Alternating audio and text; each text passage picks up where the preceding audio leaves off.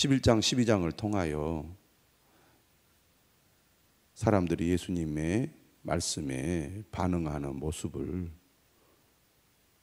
확인할 수가 있는데, 긍정적으로 반응하여 믿음을 가지는 사람이 있는가 하면 예수님의 말씀을 부정적으로 받아들여 배척하고 심지어 예수님을 악의적으로 비난하는 모습도 함께 보았습니다. 예수님께서는 이처럼 천국 복음을 이 땅에 와서 전했음에도 불구하고 어떤 사람들은 그 말씀을 잘 받아들이고 어떤 사람들은 그 말씀을 잘 받아들이지 못하는 그 모습을 보시면서 오늘 씨 뿌리는 비유를 통하여 천국 복음의 말씀은 동일하지만 그 말씀을 받아들이는 사람들의 마음의 상태에 따라서 그 결과가 어떻게 나타나는지에 대해서 씨 뿌리는 비유를 통해서 분명하게 말씀해 주고 계십니다. 결국은 복음의 씨인 말씀보다 그 말씀을 받아들이는 밭, 다시 말하면 토양의 상태가 매우 중요하다는 것입니다. 18절이죠. 그런즉 씨 뿌리는 비유를 들으라. 아무나 천국 말씀을 듣고 깨닫지 못할 때는, 아무나 이렇게 시작합니다. 누구든지 천국 말씀, 예수님께서 씨 뿌리는 비유에서 뿌리는 씨는 천국 말씀이라는 것을 알 수가 있습니다. 천국 말씀을 예수님께서 전했는데 이 말씀을 듣고 깨닫지 못할 때 어떤 일이 일어나느냐? 악한 자가 와서 그 마음에 뿌려진 것을 빼앗는다는 겁니다.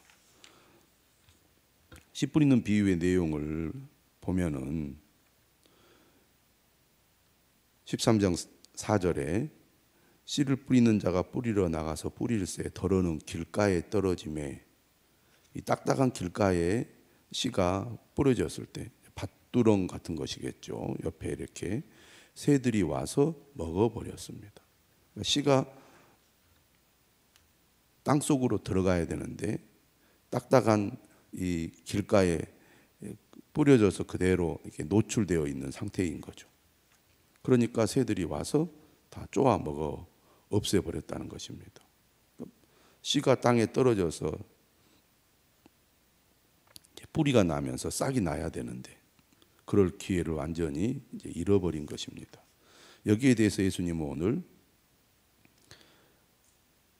길가에 뿌려졌다는 것은 말씀을 듣기는 듣는데 깨닫지 못한 경우를 가리킵니다. 하나님의 말씀이 아무리 선포되어도 그 말씀을 깨닫지 못하면 결국 그 말씀의 열매를 거두지 못하게 된다는 것입니다. 깨닫지 못할 때 어떤 일이 일어난다고 말합니까? 악한 자가 와서 그 마음에 뿌려진 것을 빼앗아 버린다고 말합니다. 교회에 와서 말씀을 들어도 그 말씀이 마음에 이렇게 자리를 잡아서 그것이 믿음의 역사를 일으키지 못하고 그저 잠깐 귀로 전달됐다가 그대로 그 사람의 마음에서 떠나가고 만다는 얘기죠. 많은 사람들이 교회에 와서 또 다른 믿는 사람들을 통하여 하나님의 말씀을 들을 때 깨닫지 못함으로 말미암아 그 말씀이 그 사람의 마음에서 사라져 버린다는 거죠. 그러니까 믿음이 생기지 않는 겁니다. 교회를 아무리 오래 다녀도 말씀을 깨닫는 경험을 하지 못하면, 말씀을 깨닫는 은혜를 받지 못하면 아무 소용이 없다는 얘기입니다. 교회를 나오거나 나오지 않거나 똑같다는 얘기죠. 그런데 의외로 이런 사람들이 많다는 것입니다. 두 번째 20절이죠. 돌밭에 뿌려진 경우입니다.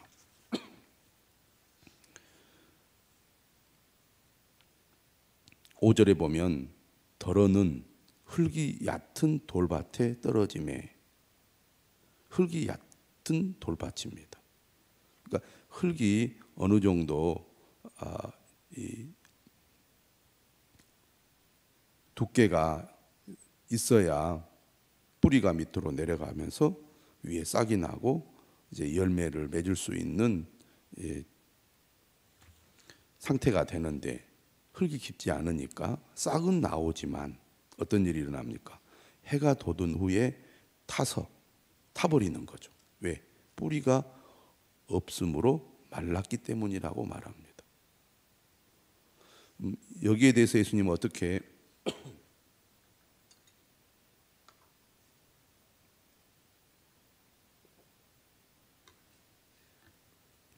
설명을 하고 계십니까? 20절, 21절에 돌밭에 뿌려졌다는 것은 말씀을 듣고 즉시 기쁨으로 받되, 말씀을 듣고 즉시 기쁨으로 받았다는 것은 말씀을 들었을 때 그 말씀을 깨달았다는 얘기입니다. 그러니까 기쁨으로 받는 거죠. 하나님의 은혜가 임하면 말씀을 깨닫게 되고, 천국 말씀을 듣고 깨닫게 되면 반드시 반응이 나타나는데, 그게 기쁨의 반응이라는 겁니다. 똑같이 성경을 읽고 똑같이 설교 말씀을 들어도 그 말씀을 깨닫는 사람과 깨닫지 못한 사람의 반응은 이렇게 다르다는 것입니다.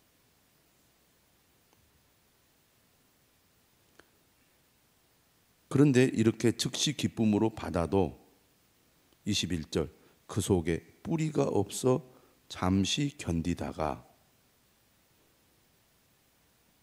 일정 기간 동안 말씀을 듣고 깨달음으로 말미암아 기쁨을 유지하는데, 그 속에 뿌리가 없기 때문에, 다시 말하면 뿌리가 깊이 내리지 못하기 때문에 말씀으로 말미암아 환난이나 박해가 일어날 때에는 곧 넘어지는 자요.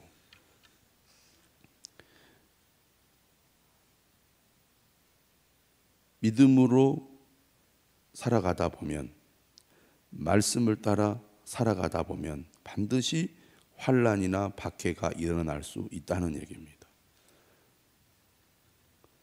천국 복음의 특징은 뭡니까?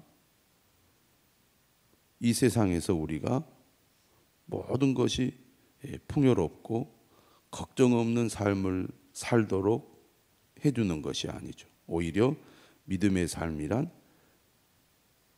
고난의 삶이요, 또 박해가 일어날 수 있는 삶입니다. 예수님께서 제자들에게 천국 복음을 전하실 때 예수님을 따르는 자들에게는 박해가 일어날 것이다.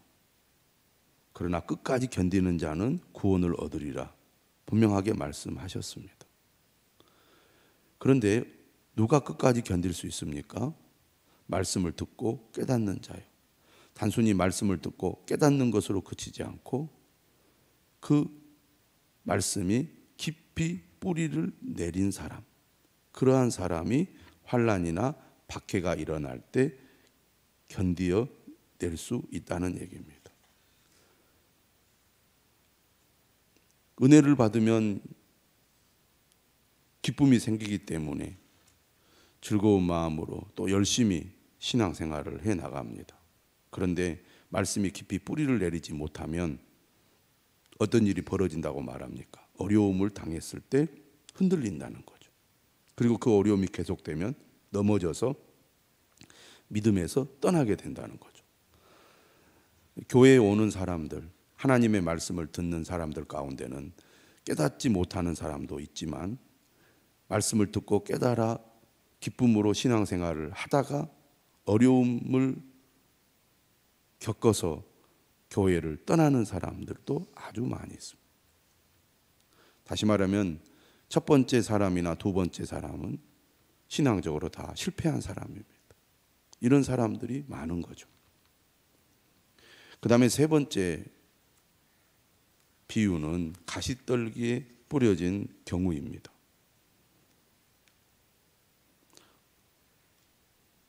7절의 말씀이죠. 더러는 가시떨기 위에 떨어짐에 가시가 자라서 기운을 막았고, 가시떨기 위에 떨어진 씨가 땅 속에 들어가서 뿌리를 내립니다. 그래서 싹이 나서 이제 줄기가 올라오지요. 그런데 가시가 또 역시 그 싹 위에서 무성하게 자라기 때문에 줄기가 제대로 나와서 성장하지 못하도록 기운을 막아 버립니다. 그럼 어떻게 되겠습니까? 결국 그것도 시들어서 죽고 말게 되는 거죠.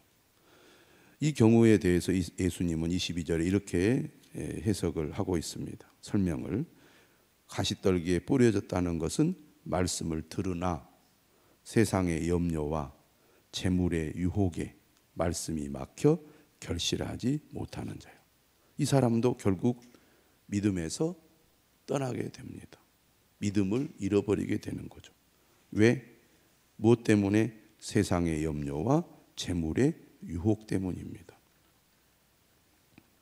그러니까 우리가 말씀을 듣고 깨달았음에도 불구하고 결실하지 못하는 경우들은 이 세 사람에 해당한다고 하겠습니다. 바로 돌밭, 그리고 길가밭, 그리고 세 번째 가시떨기 밭이죠. 우리를 넘어뜨리는 이유들은 여러 가지가 있는데 이 세 번째의 경우가 많은 사람들을 믿음의 결실을 맺지 못하도록 만든다는 겁니다. 세상의 염려와 재물의 유혹입니다. 예수님을 따르려는 사람들 가운데는 아버지 장례를 치른 후에 따르겠습니다, 이런 사람도 있었고, 그리고 예수님을 따르는 것이 마치 세상 부귀, 권력을 획득하는 길이라고 착각하는 사람들도 있었습니다. 심지어 부자 청년의 경우는 재물에 대한 욕심 때문에 결국 근심하며 떠나가고 말죠. 오늘 우리가 살아가는 이 세상은 쉽지 않습니다. 여러 가지 삶의 짐이 무겁습니다. 걱정거리가 많죠. 힘든 일들이 많습니다. 세상의 염려, 재물의 유혹, 이것이 오늘 우리 그리스도인들에게는 가장 큰 문제 중에 하나라고 할 수 있겠습니다. 그런데 이러한 것들이 결국 우리로 하여금 말씀이 깊이 뿌리를 내려 결실하지 못하게 방해하는 것이라는 거죠. 이 씨 뿌리는 비유를 통해서 우리 마음의 상태가 어떤지, 주님의 말씀에 우리는 어떤 반응을 보이고 있는지 돌아보아야 할 것입니다. 오늘 마지막 네 번째 씨 뿌리는 비유의 내용은 바로 좋은 땅에 뿌려진 것이죠. 8절입니다. 좋은 땅에 떨어짐에 어떤 것은 100배, 어떤 것은 60배, 어떤 것은 30배의 결실을 하였느니라. 좋은 땅에 뿌려졌다는 것은 그 말씀을 듣는 사람의 상태가 어떻다고 말합니까? 말씀을 듣고 깨닫는 자라는 겁니다. 그러니까 첫 번째, 두 번째, 세 번째의 경우는 말씀을 듣고 반응은 보였는데 그 말씀을 깊이 깨닫지 못한 자라는 것을 알 수가 있습니다. 말씀을 듣고 진짜 깨닫고 그 깨달은 말씀에 믿음으로 반응하며 반드시 결실을 맺게 되어 있다는 것이죠. 그러므로 말씀을 듣고 깨닫는 것이 얼마나 중요한지 오늘 예수님은 분명하게 말씀하고 있습니다. 말씀을 듣고 깨닫게 되면 반드시 결실을 하게 되는데 예수님께서 말씀하시는 이 결실의 결과를 100배라고 말합니다. 100배. 어마어마한 결실이죠.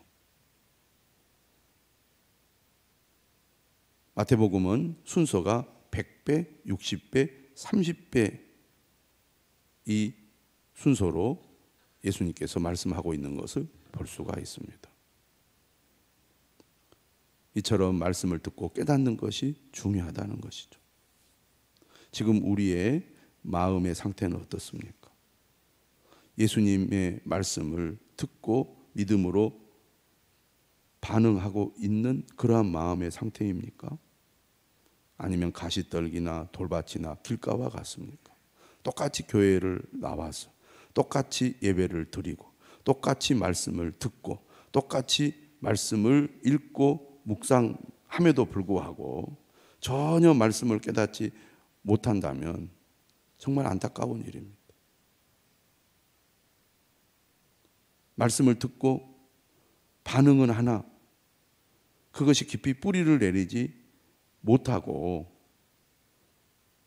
도중에 그것이 시들어버리고 말라버린다면 그거 역시 안타까운 일입니다. 하나님의 말씀은 능력이 있어서 그 말씀이 뿌리를 내리면 반드시 놀라운 결실을 맺게 되는데 뿌리를 내리기 위해서 가장 중요한 것은 말씀을 듣고 깨닫는 것입니다.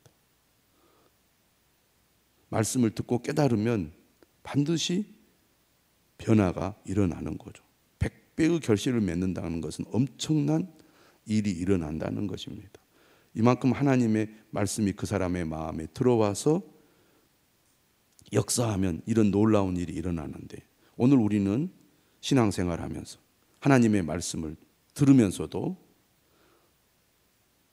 그러한 변화를 경험하고 있습니까?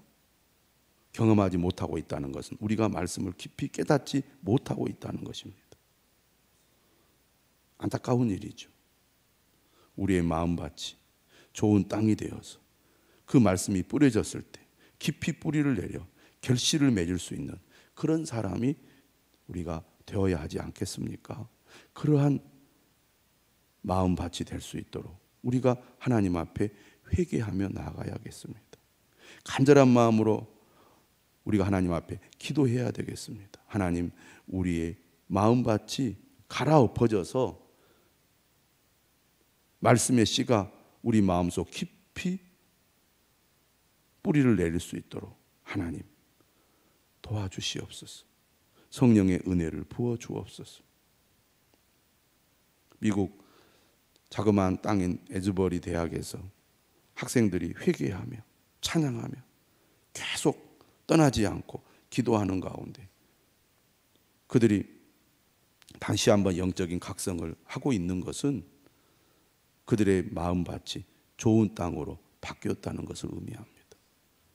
오늘 우리도 좋은 땅이 될 수 있도록 깨어서 기도하는 사순절 기간이 될 수 있기를 바랍니다.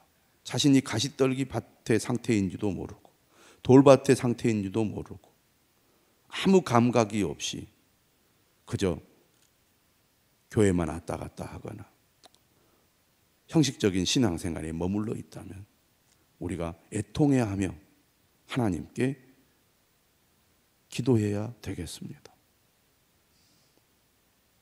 우리 모두 좋은 땅이 되어서 하나님의 말씀을 듣고 깊이 깨달아 결실하는 자가 될 수 있기를 주님의 이름으로 축원합니다.